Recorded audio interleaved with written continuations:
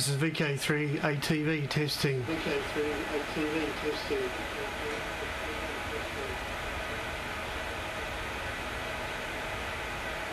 1, 2, 3, 4. 1, 2, 3, 4. 1, 2. 1, 2.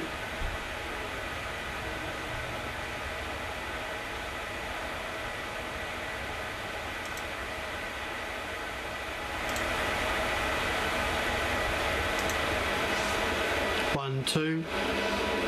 1, 2.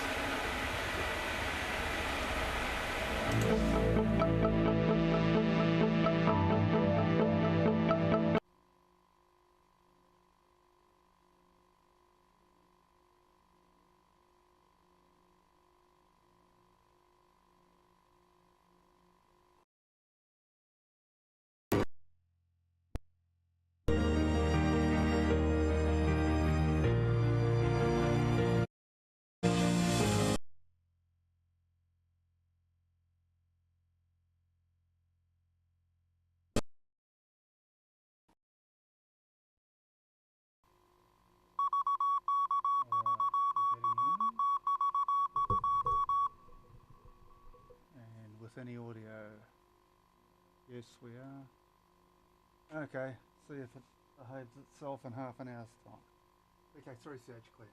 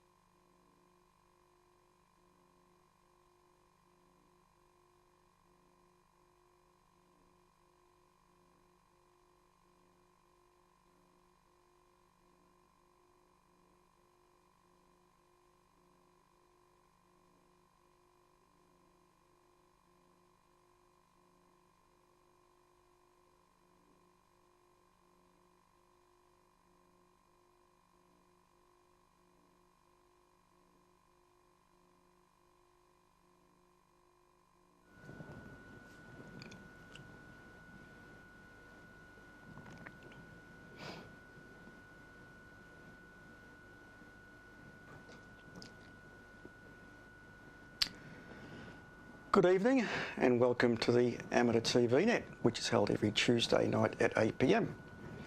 Now you can watch the net through VK3RTV, which is the method we'd like you to do, which is using a set-top box, which are quite cheap, and also a vertically polarised UHF beam.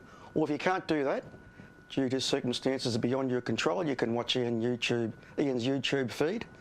So just type in Ian3QL on YouTube, you'll see the live net tonight, and also Richard VK3VRS's Discord feed.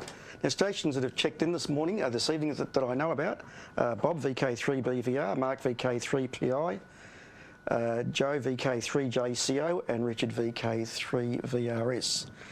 Now, on the second part of the show this evening, Joe 3TET is going to be showing another method of getting onto the repeater using a Pluto. So he's actually going to be running a video of the Pluto, but also using the Pluto of the video, if you know what I mean. So he's going to actually be using the Pluto to run the video. So it's it's untested, so we'll see how it goes.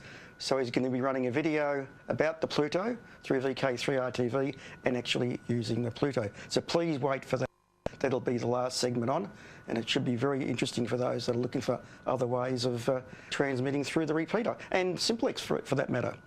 Okay, first up will be Peter VK3BFG, and I think Peter 3TLF, although I'm not 100% sure because he did check in, but then I haven't been able to locate him. So you'll be taking very shortly Peter VK3BFG, and then hopefully Peter VK3TLF.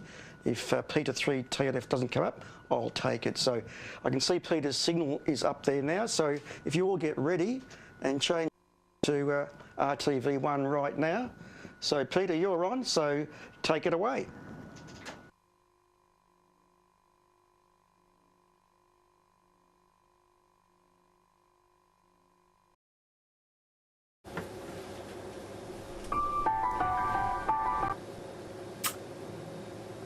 Thanks, Neil. I'm Peter, VK3BFG, in what was this afternoon, sunny Wantirna South. And I've just cut my hand, would you believe, and it's bleeding. But anyway, we'll carry on. The show must go on. Talking about the show, I have sent a whole lot of photographs to Mick, VK3CH, and probably most of us get Mick's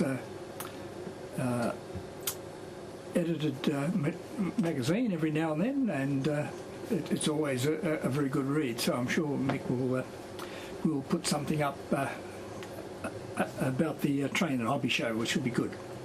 And Richard, I hope you've recovered. I just can't ever imagine doing something like that. That's absolutely out of this world in terms of what you've got to organise and who you've got to deal with, and yeah, so on. Yeah, so you get 10 out of 10 as far as I'm concerned, mate. And we will be there next year, but as I mentioned, we'll get a receive system running, and the display won't probably look a little bit better actually. We'll be able to have a bit more on display, and it'll still be active, and we can still put video through the system as we've done previously. So for the public it'll look exactly the same. All will be missing is the transmitter outside, and we'll get people like Dennis VK3YLH and Rob 3IE and anyone else who's retired and around to be able to put some signals up. And of course both Rob and Dennis have got some pretty good video, so I think that should work pretty well. Anyway, I've been tripping down memory lane, as I did show you a little bit of it last week, but I got a little bit serious during the week, and putting together my old AM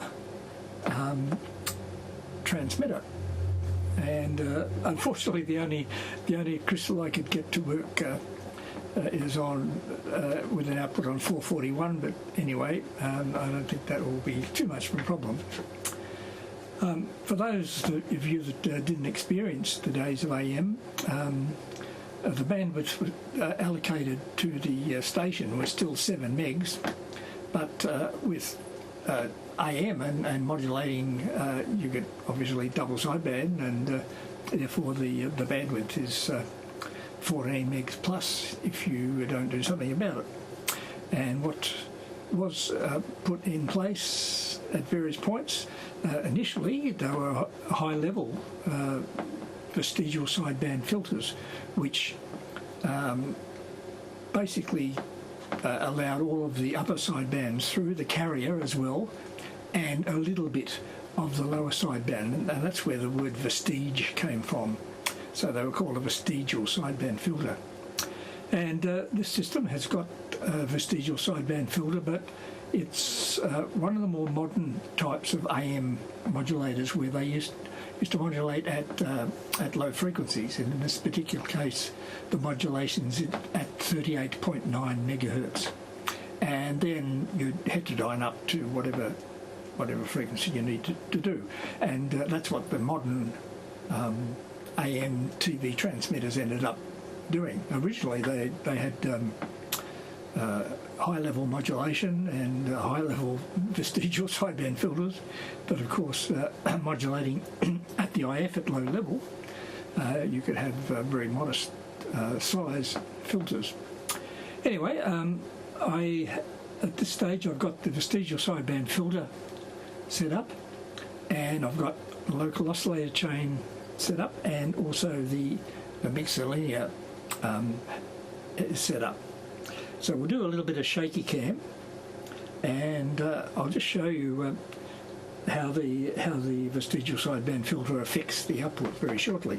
So just stand by. I hope I don't bleed on myself here, but anyway, stand by for a bit of shaky cam. All right, let's get the thing around here.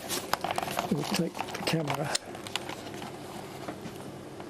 to where we need to go. These two boards here are that's the sound carrier board, and that's the little series modulator at 38.9 megs, and a very old D-style 38.9 meg crystal. I do remember this particular modulation. The sound carrier had an extremely good mic compressor in it, which is basically this circuit around here. So we'll see that in action probably next week. But for the moment, that's actually a little crystal decoder. So you can have a look at what your signal looks like after decoding. But that's the vestigial sideband filter there, which does take a fair bit of setting up. Oh, that's for sure. And I set that up, I think, without I'm not sure whether I had a spectrum analyzer. I probably had a spectrum analyzer then, so perhaps it wasn't so bad. But then the local oscillator board is here, and that runs through starts at 70 odd megs there, and runs through by 6 to the output. And then that goes into the Schottky ring mixer, which you can see just down there. And then there's a series amplifier chain, and that's the little final there, which I've got out to the end connector, and that's going across to the spectrum analyzer. And you can see the carrier sitting there. I'm going to put the camera back on the stand. Let's see if we can get this right without too much trouble. All right, we're back on the stand now. Let's get the display up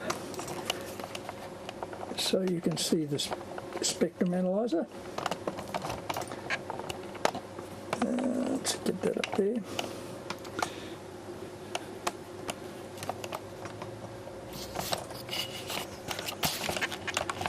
Oh, not doing too well. It wasn't in place. Let's lock it in place.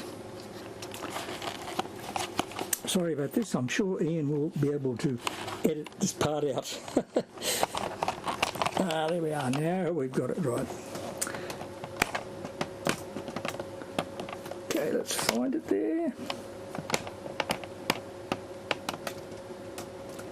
Where is my spectrum analyzer gone? There it is. Okay, we're good. I'm using just a signal generator as the IF injection because I haven't got the little series modulator running. But here we've got the 38.9 megahertz carrier, and we've got the analyzer set at 2 meg per horizontal division there. So I'll just move the carrier along. That's sorry, wrong way. That's 1 meg long. That's 3 meg long. That's 4, and that's 5. So you can see that the carrier there is just down a little weeny bit, but it's pretty good. So that's the 5 meg 5 meg bandwidth that we need. So let's go back to the carrier frequency again. Oh, if we go off the end there, you'll see it taper off very slightly. But I want to go back up to the pointy end, as we'd say. There's the 38.9. Now, ideally, you don't want to transmit any lower sideband, but you can see the VSB filter act. You can see the way that's dropping off very, very quickly on that side. So the VSB filter is working reasonably well. A little bit of a bounce there, but it just keeps going. So that's fine there. And the roll-off on the other side is fairly gentle because you really want all of the upper side bands. So it's working as it should. And next week we should have the modulator running, and we'll be able to see it. You'll be able to see the sound carrier, the vision carrier modulated, and you'll also see the chroma and sidebands there as well. So that'll be for next week. But for the moment, I think we're going to a DX station, which is Peter VK3TLF, right over the other side of Mount Daniel. So Peter, you keep rolling now, and I'm on 1246 BVBS2, so you should be able to lock in pretty much straight away. So over to you there, Peter.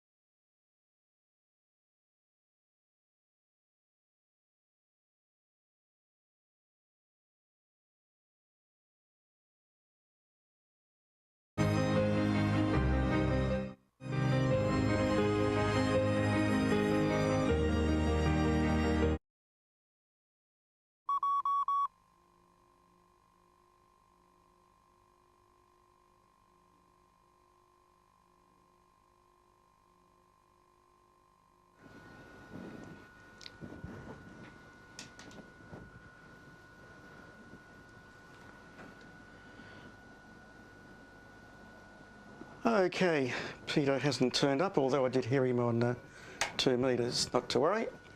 Okay, so up next will be Ian VK3QL, followed by Mick VK3CH, John VK3ATV, and then Joe VK3TET with his demonstration of a Pluto through VK3RTV. So this is probably the first time it's ever actually been done successfully. So if you're ready to go in, I'm on S, so it should be a very, very clean cut over.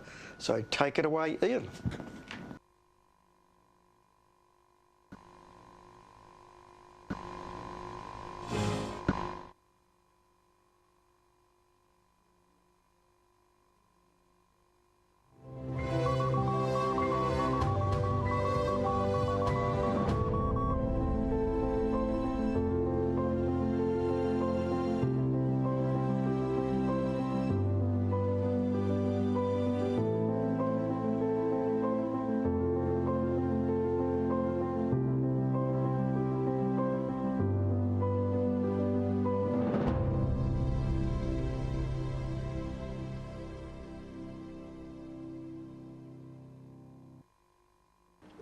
Great, thanks Neil. Yes, I'm Ian, VK3 Quebec Lima, and situated, the studio number 301 is situated in Fitzroy. Yes, so I don't know what happened to TLF, but Peter, anyway, hopefully he can join us later. And yeah, Peter, thanks for showing us that the visual sideband technology there. As I've mentioned last week, it was before my time, but I was always curious as to how it worked and what it produced. So yeah, thanks for sharing that with us, and I look forward to next week. All right, I might move on. Of course, coming up is the EMDRC car boot sale, and it's situated in the very big car park, and but it's also not only outdoors. There's quite an extensive club rooms situated at that site, and that's the interior setup too. So there's tables inside, and of course it's free, very good price, and some excellent material items are available. As if the past is any indication, and yeah, good time had by all. I look forward to attending it each year. So that's the story with the EMDRC, 30th of March, Sunday.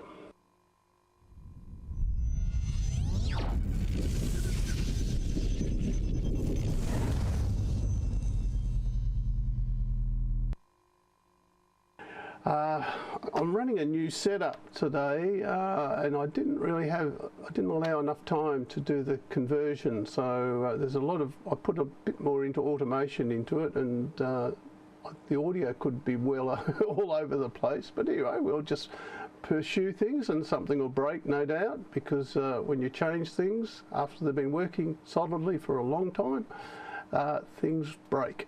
Anyway, let's plow on, and yeah, the next section was on the BATC Oscar 100 net last week, and it's Simon G4ELI. This was his second presentation on, second transmission actually on DATV. First time he's participated on the net, and he's using software that he's written himself. If you don't know Simon, you might trigger a few memories of the fact that he is the author of SDR Console, which is considered one of the premium pieces of software for managing SDRs. And is very popular, and is a very extensive piece of software. So it's interesting that he's now branching into DATV, and having had no prior experience with DATV signal formats or signal techniques, he's been on a big, long learning curve. So, but without me rabbiting on, let's hear from Simon.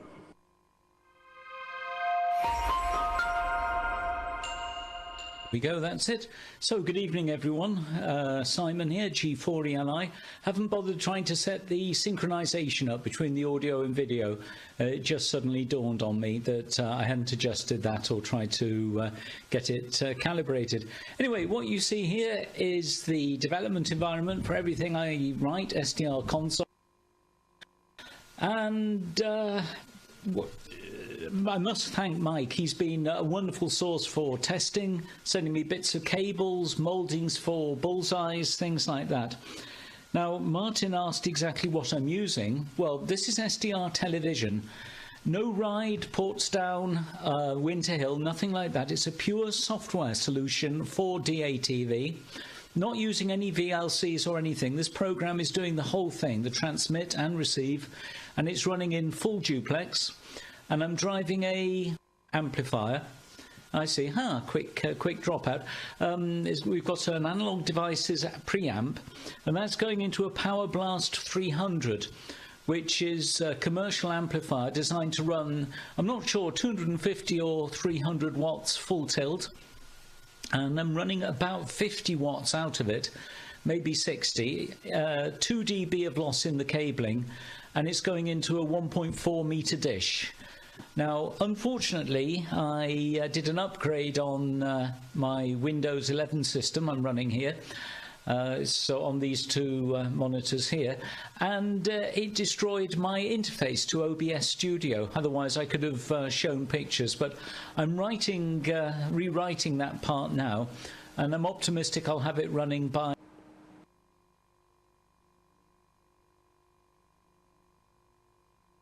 next Thursday. Then I can do a slideshow and show more information about what's going on.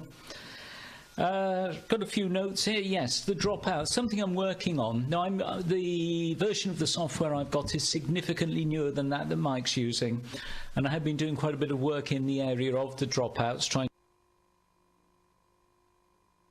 started as a result of Graham G3VZV on the AMSAT net, needing a DVB-S2 modem, if you like, for a possible future AMSAT payload. So that's why I started on this project, and Mike sort of pushed me into the DATV side. And it's quite correct. I had a QSO with Mike about an hour or so ago on this frequency. So this is only my second QSO using DATV. 18 months of work to get SDR television to the state it's in at the moment. So that's not too bad.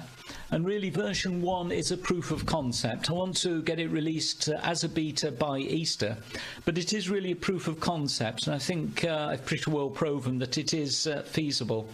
And some comments I've got for Mr. XAT. The PC spec, a 4th gen will be okay. You'll be running Windows 10, and my goal is within the next week to... The program itself uses the Windows Media Foundation classes, which are absolutely excellent. These include encoders, decoders. They automatically use hardware acceleration if your AMD or Intel chip has it. There are encoders from NVIDIA. It really is the way to do this. The issue I've got with OBS Studio, though, is down to OBS Studio, so I'm having to do some older direct show programming in order to talk to the OBS Studio virtual cameras. But that's the life of the poor old programmer. And I've got a comment down here. Yes, it has been a huge learning curve, this has. I knew nothing whatsoever about DVB-S2 because that's the protocol I'm using, and you see the hairy hound has just come in. Nothing about DATV whatsoever, nothing at all. Without a tuner, well, it's software-defined radio, and that's something I do know about. The data format you get out of an SDR, like a Pluto, it's called IQ. It's complex numbers, complex samples. So you convert your IQ into a bit stream, you decimate, you tune, you get your bit stream coming out, and then you feed your bit stream into your DVB-S2 solution. And then the output of your DVB-S2 is the audio and the video and some metadata. And you've got to run it through decoders and display it and everything. So it has been a huge learning. I've been writing software commercially since about, well, over 40 years. And having written SDR console, I had a sort of head start.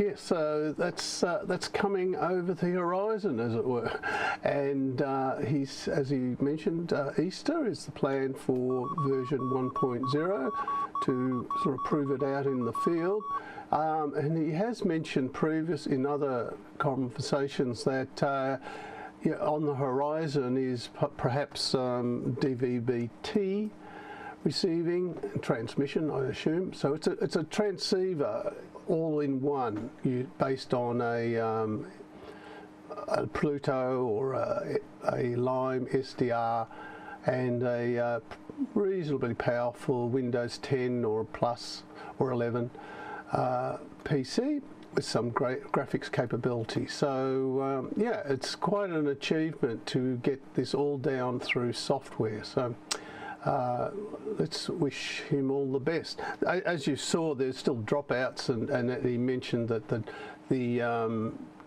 the main issue he's got with those is OBS interfacing, which he's confident will be able to solve. So it's all looking good and very interesting development. Now, I'm not too sure what, I assume that it's not just narrowband 333 kilosymbols transmissions, that it will be applicable to 4 megasymbols, for example, the system, the transmissions that we use on the repeater. So anyway, we'll wait with bated breath for Easter Bunny to deliver the proof of concept version 1.0. Right, the next cab off the rank. Oh, well, while I'm on it, that transmission, or that segment, was lifted out of a BATC net, which was transmitted last Friday, our time, Thursday night UK time, and he actually did a second segment in that net. And so if people want to find out more of what Simon had to say about this and answer a few more questions, by all means go to my YouTube channel, IanVK3 Quebec Lima on YouTube, and have a look at the last BATC net and skim through it as you can with YouTube to Simon's segments. But I do recommend you actually watch the whole net, because it's very interesting. A lot of stuff comes out of it, and I put it up every week, all with all the technology things work, and the last 3 weeks of transmissions of the net are available on my channel, along with the last 3 weeks of this net, but while I'm on the subject.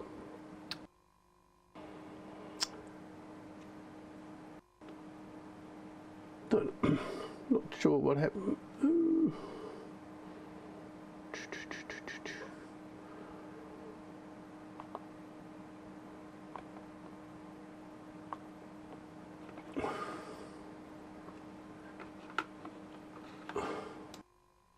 Oh yes, sorry about that. Excuse me.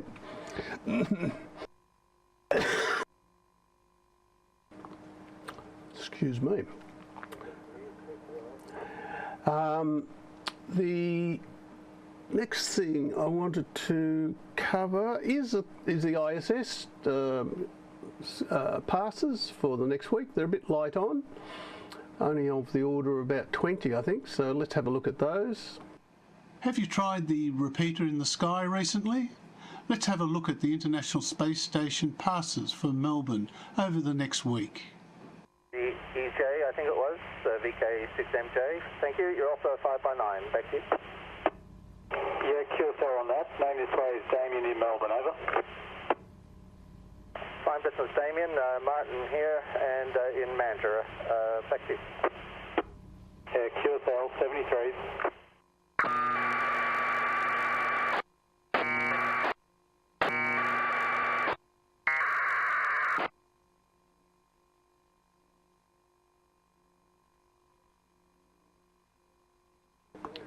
Yeah, so the BATC Wiki Ham TV segment on the Wiki site that BATC runs has information on how to receive the Ham TV transmissions from the Columbus module when it's up and running.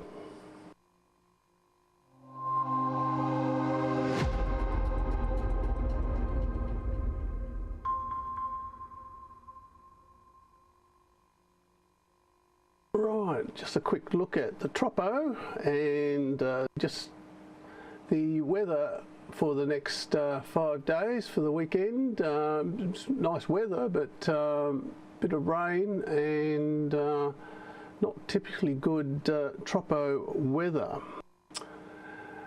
and the forecast seems to indicate that too. At early in the week, or for the Wednesday, Thursday, Friday, it looks reasonable for South Australia, and perhaps going into South Victoria, but then for the weekend it gets pretty quiet by the looks of that.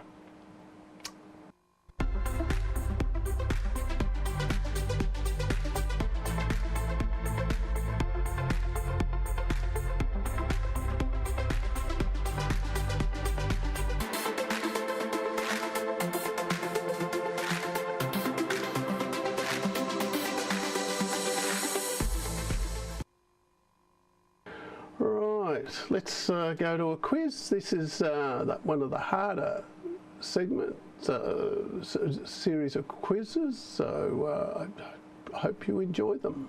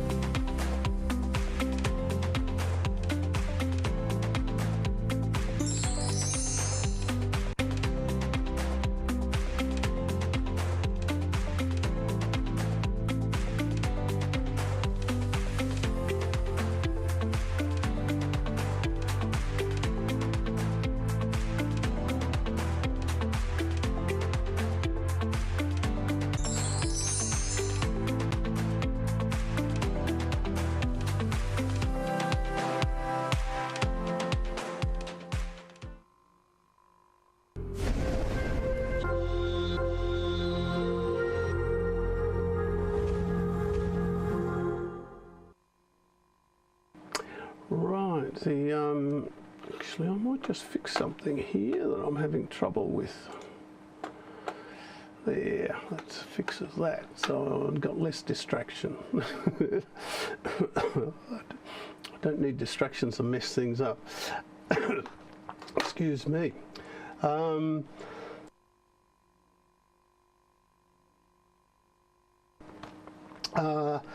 So, as I quietly cough away here, let's go to calendar events. So as I covered earlier, the MDRC boot sale is on in Burwood Club Rooms, Sunday the 30th of March, and following that is May, is the 3rd to the 5th, is the Bendigo Amateur Radio and Technology Festival. And then there's the Moorabbin and District Ham Festival, always a good turn up, nice and big and great venue, on the 10th of May, Saturday the 10th of May. And the only other thing I've got listed is the Spark Rosebud thing to look, Radio Fest to look forward to on Sunday the 16th of November. So that's the calendar as I know it.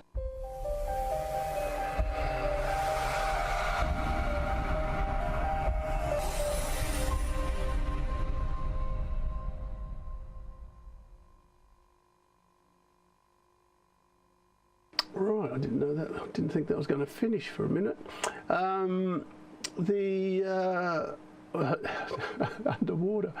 Mick, VK3CH in Doncaster is the next cab off the rank, and he'll follow. I'll just do my farewell from Lucy, and yes, she's ready. I'll cue her in a minute, and then the list of stations that have transmitted on the repeater that I'm aware of, and pass it to Mick.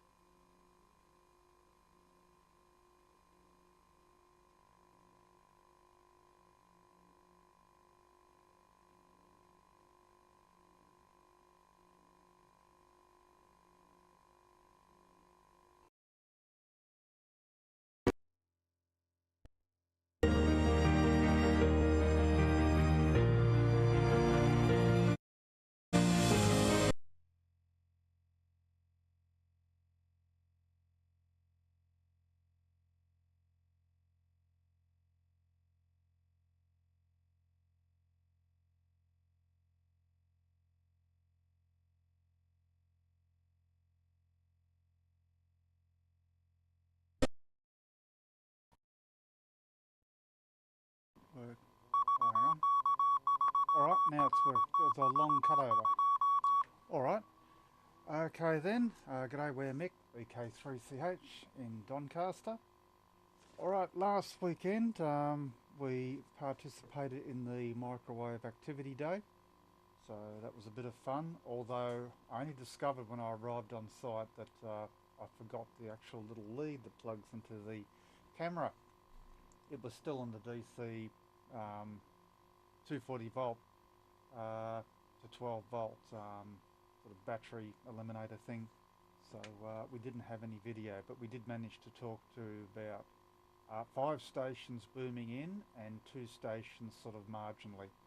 So we'll have to be a bit more vigilant in checking that we've got all the cables when we bring them out when I grab the camera. I picked up the camera on the tripod, but of course you look but you don't see, you know, so anyway, we'll have to be a bit more vigilant. But once again, that cable will be swapped back onto the supply for this Thursday because we're videotaping the presentation at the Old Timers Club this Thursday in the Caulfield RSL, which is actually in Alstonwick.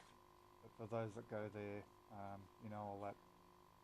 Oh, and I've been told they had booked the usual upstairs venue, but apparently there's some work happening or something, and they're actually going to be holding it in the downstairs dining room, but I'm sure there'll be signage put up. So there, for a reminder. Peter, talking about the AM transmissions, I've still got my, up there, the Mini Kit's AM transmitter, which I think for mine uses a crystal, and I think it's 70 megahertz, I think, and it's converted up to about 445, I think. I can't remember. Anyway, it's right in the middle of the police band, so I believe so. We're not allowed to switch that on anymore unless I was to alter it. Okay, what else have we got? Yes, pictures of the Train and Hobby Show. I got a bunch of pictures from Peter, and they're good, but we're sort of chasing more of the actual ham radio setup that was there. So if anyone's got any pictures of that, sort of all the ham radio gear and, you know, maybe the picture of the beams outside pointing to the repeater and anything else from a sort of, you know, amateur television bent. And if you want to write up a paragraph or two and send it to me, that would help for the newsletter. So there you go. Now, what else have I got? No, I think that's it, really. So yeah, I'll just show you the pictures of the car. That's the thing down there, that the wheel to prop it up. There's 4 levels. I only had to go to level 2, and the car was that just sort of made the car nice and level. But we do have 2 more levels we could go. But of course you don't want to get too keen, or you'll run over the thing. But I suppose the space in the car underneath, if I was to accidentally run over it, it's not going to get jammed or anything. So that's the story there. So that worked out okay. Only don't have to go up that far to get level. And it did help with the sightings of stations. And yeah, did hear Richard, VK3RS and VK3JMA down there. Where was it? Berwick, I think they were. I don't know how many Ks it is. I didn't look it up yet, but heard them okay. Didn't hear Andrew, VK3FS, but I think he's over the other side of a small hill working some other stations, so I didn't hear him about on that path. Alright, that's about all I've got, so I believe I'm handing it across to John, VK3ATV over in Williamstown. So I'm currently transmitting on T, so whether how that affects the swap over or not, so we'll drop carrier. So catch you later next week, hopefully. And I might see some of you at the RO-ATC luncheon this coming Thursday. Cheers all.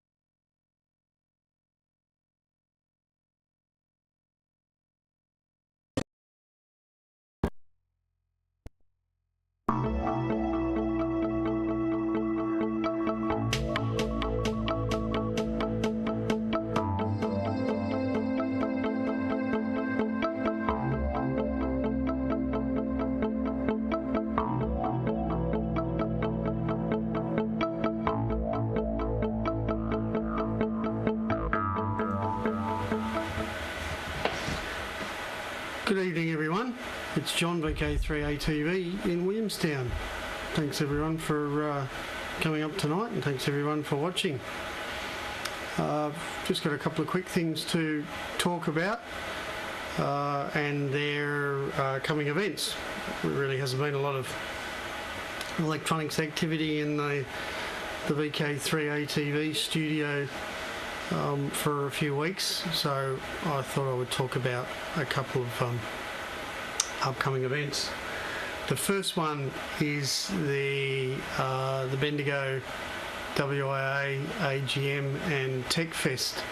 I think the dates that you had, Ian, might not be correct. The WIA AGM is on Saturday the 3rd of May and the Tech Fest is on Sunday the 4th of May. I won't be able to make the AGM on the Saturday, but I am planning to go to the Tech Fest on the Sunday, which sounds quite interesting and quite a bit to look at there. If you haven't been to a WIA AGM and you are a member, I would recommend that you go along to this one. This is probably going to be one of the easiest ones to get to. So if you can spare the weekend, do the Saturday and Sunday. I'll just put up the information on the Tech Fest. So that's on Sunday the 4th, and there'll be quite a lot of displays, presentations, and swap meet, I believe. So it's great that Bendigo could put their hand up and do that. So I'd recommend that you get along to that. The other thing I wanted to talk about was it's probably time for the Melbourne ATV group to get together again at the Amateur Radio Victoria club rooms. So I will send out an email to all those on the distribution list to get some ideas on dates. I'm thinking probably in April. Which is not too far away actually. If not, it'll be June. But I'll send out some suggested dates and get some responses. So here's a bit of a teaser of last year's. I'd love to see everyone who came last year to come along again, and those that haven't been, come along and have a look. I am hoping I can get a couple of volunteers to do some presentations this time. Last time we just we stood around, had coffee, great coffee at the coffee shop next door, and just had a look at some equipment. There's been quite a lot of activity since then in terms of people building projects, so it would be good if some people could bring some things along and do a 5 or 10 minute presentation to everyone. So here's the teaser just from last year's event.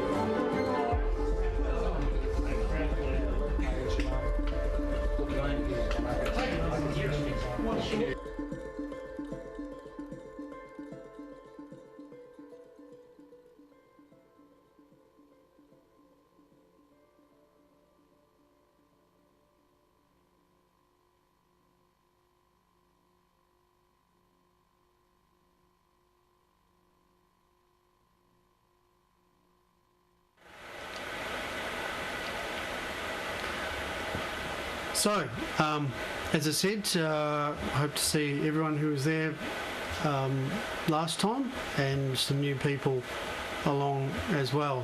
There's plenty of room in the Amateur Radio Victoria club rooms.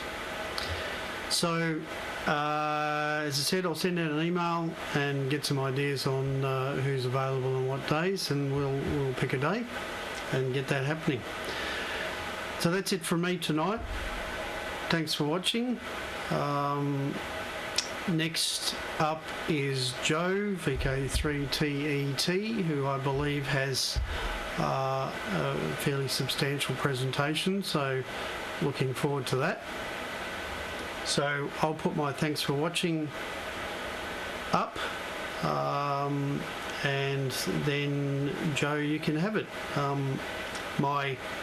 I'm on DVB-T. Unfortunately, I didn't get the usual good changeover from Mick that I have had before, but we'll see if you can do better, Joe. So thanks everyone for watching, and bye for now.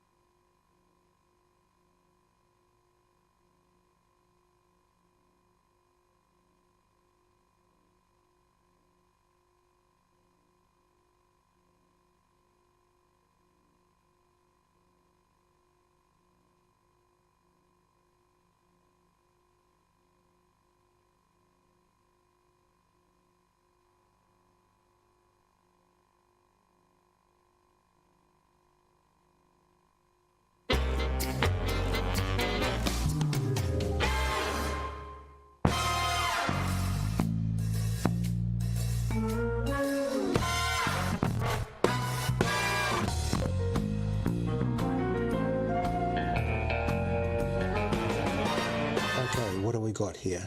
This is a Zoe box.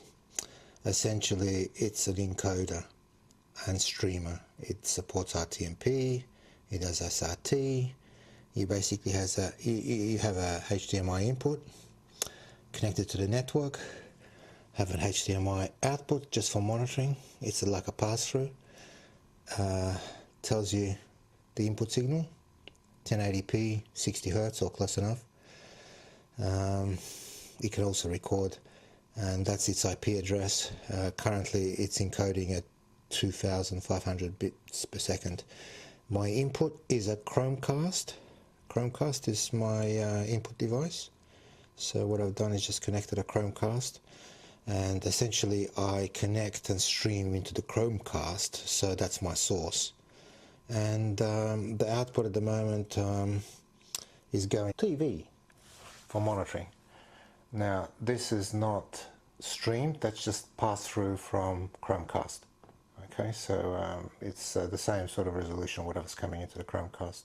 Okay, so we're now going to go to the shack and have a look at what we're going to be doing. Essentially, we're going to be taking this stream and putting it into the Pluto to transmit on RTV. This is the Pluto. Pluto is connected via the network, so essentially there's an antenna here, there's the spectrum analyzer, so we can see the signals coming out of it. This is connected to the receiver is just an ordinary set-top box tuned to 1287. This is a mobile phone and I'm streaming this particular video. I'll just skip this ad and let's just rewind it to the beginning. So this is my source and that is going to the Chromecast.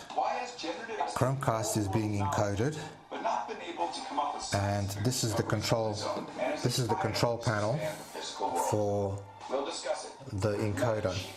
It's a Zoritech. At the moment it's streaming. Nuanced conversation of the tech world and beyond. I'm Alex Kantrowitz, and I'm thrilled to welcome Jan LeCun, That's the Turing Award winner and a TMP URL.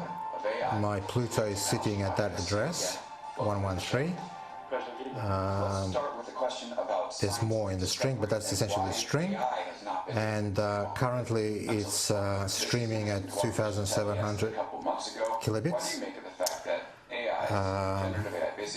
The actual video encoding at the moment it's H.264. By the way, Pluto, the firmware on the Pluto will not do 265. It doesn't mean that the Pluto won't do it, but currently the firmware, hang on, let's just pause this. Firmware doesn't support 265. I don't know what they're doing on it, but if you do 265, you just won't get an output from the Pluto. So essentially, my resolution, this is my encoding stream, is at 1090 to 1080, constant bitrate. The bitrate is 2500, frame rate 60, iframe 120, and what I've got, my output, this is essentially the pass-through that went to the TV, which is the same.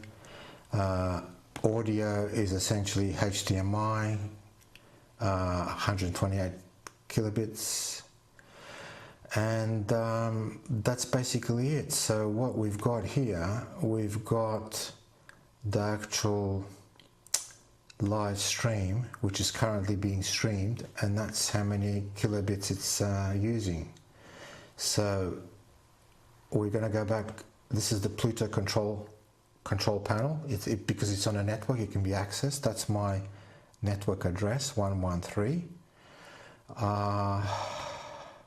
It's quite a lot here. I'm not going to go into all the details, but we can have a look at the analysis part, and that shows us the actual quality of the video stream. At the moment it's not streaming anything because I've stopped it, but what I'm going to do, just let's have a look at the monitor. That's the monitor,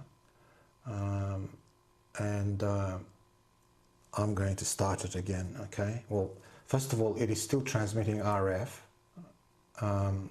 but there's just no data, obviously. And start the stream, and that type of stuff from AI. Here it goes. Well, from AI, yes. Types of AI architectures, right? And what?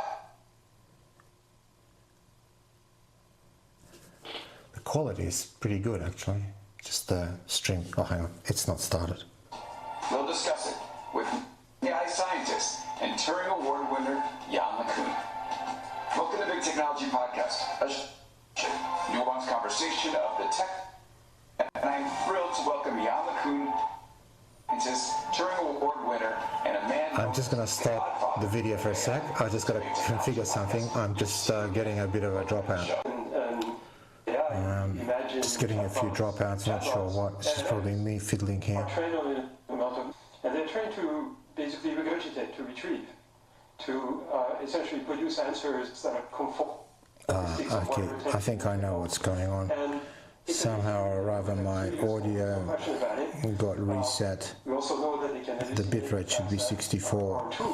But they're really in their stream bitrate has to be synchronized to the encoding bitrate. If they're not the same, there will be all sorts of starts and stops. Hopefully it'll come up. There we go. Or dare to ask. One that writes, what if everyone is wrong about this, when all textbooks, experts, and common knowledge suggest otherwise? Even a game as timeless as baseball. don't forget, this is just a YouTube stream.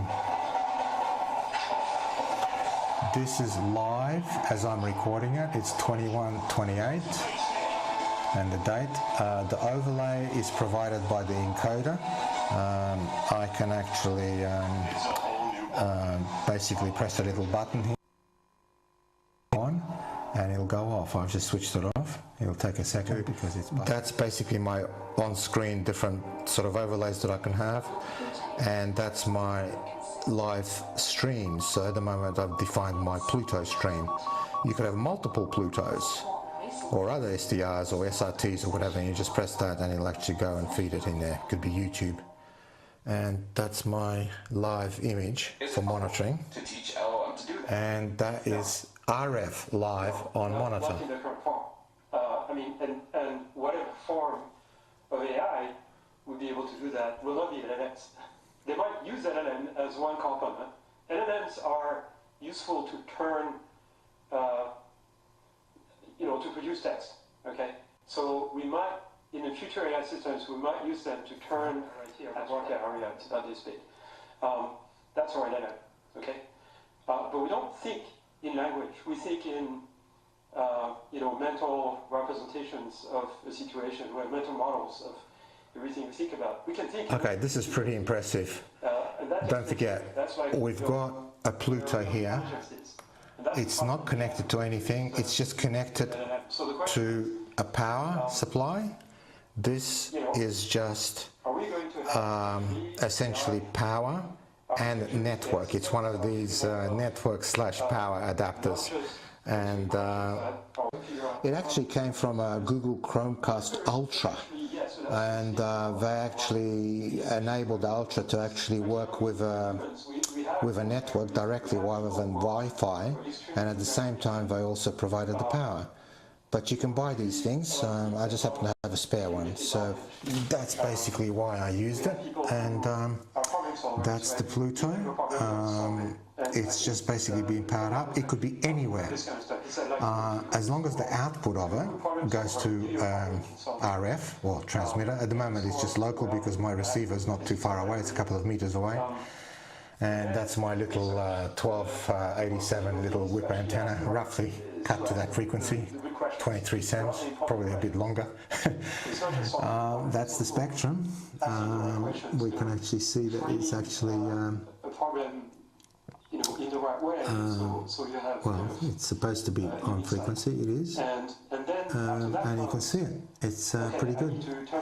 And at the bottom, you can see the total crap here, but it is what it is. So at the moment the stream is quite solid. Audio is good. I had big problems with audio. I couldn't figure out what was going on. I still am not 100% sure, but I think it's to do with synchronizations of stream bitrate and Pluto bitrate. They've got to be the same. Could be something to do with the encoder. The Zoe box is a new little device I got. They're not cheap, but what they offer are pretty good. So how much is this whole system, or what do you need? You need a Pluto, that's it, nothing else. Obviously the network connector, but that's a couple of, it's an OTG with a, well, it doesn't have to be like I've done it. This is just like a simple wire, but you can use other things. Yeah, it just, hang on, let me just get rid of the audio here. Okay, I've just muted the monitor. Yeah, the Pluto has to go into some sort of a box connected to an amplifier, and that could be in a separate box literally right next to your antenna. It could be very, very close to the antenna, so you're getting maximum power. And it could be in a weatherproof box. You can feed it with a power over Ethernet little adapter. So basically all the power going to it could be via an RJ45, which does the network as well. That's not directly interfaceable to the Pluto. That's like a separate little module, but you can use that to drive the Pluto and possibly even get enough power. Probably not, actually. The amplifier would need an external supply, so it probably defeats the whole thing with the power over Ethernet. But anyway, you can, basically Pluto could be anywhere as long as it's on the network. As a matter of fact, it could be even in another QTH, and it doesn't really matter as long as it's on a network. As a matter of fact, you could even have it sitting in the cabinet at Mount View, connected to an amplifier, and as long as you have an IP address, you can get the data to it. Anyway, to satisfy people, it's going to be in a box not too far away from my source. So my source is my mobile phone at the moment, playing a stream which is going to a Chromecast, which is connected to the encoder, and the encoder is being monitored here. That's the live view from the encoder. Because the encoder is on a network, we can monitor it and we can see what's going on, and we can then enable the stream. Could be YouTube, could be anything. Well, Pluto is just an RTMP string, and it is basically streaming it, and the streaming is going to the Pluto.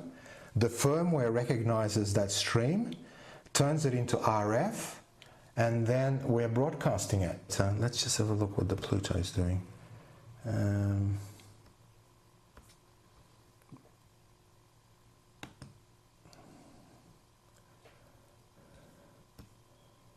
We don't have that particular parameter here. I don't think Pluto really cares whatever gets sent to it. The main thing is that the Pluto is actually running 4,000 kilosymbols, and the mode is DVB-S. We've got S2. Let's just try that. Let's just try that, see what happens with the S2.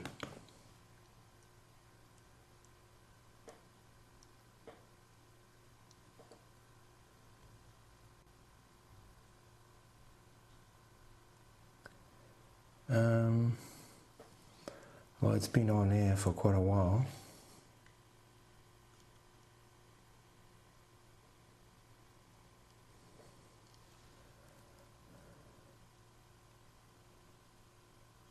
I'm going to put it back on S.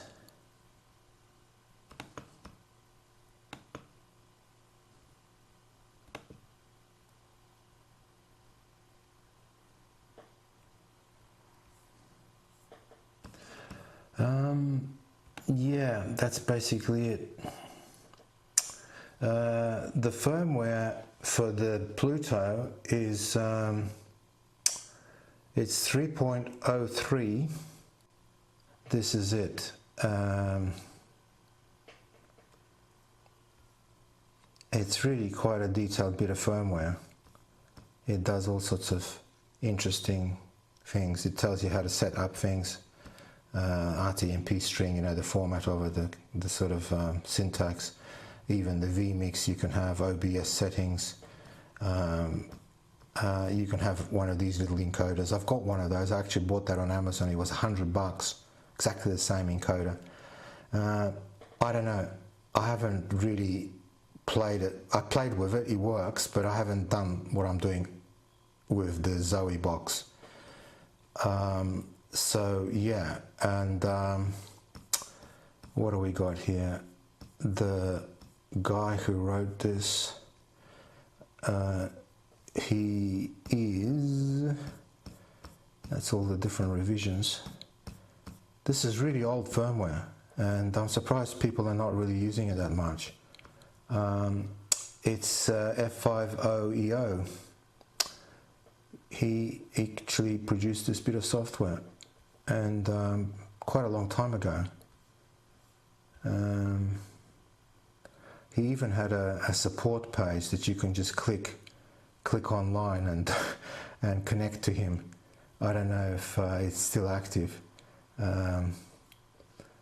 but yeah, look, he's done some really great work, and unfortunately there haven't been that many people that people are using it, but considering this was done several years ago, I'm just surprised there wasn't many other people. My only conclusion is that there's a lot of old folk playing around with QA100, and they're just not interested in the SDRs.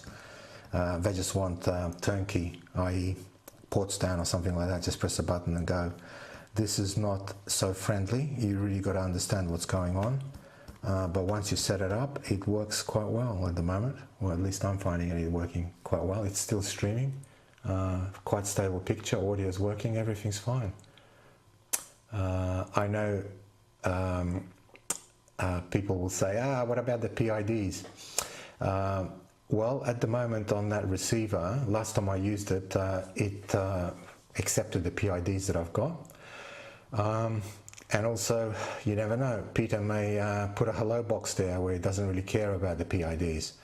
So yeah, that's a work in progress, and people can have a really, really cheap way of getting on air.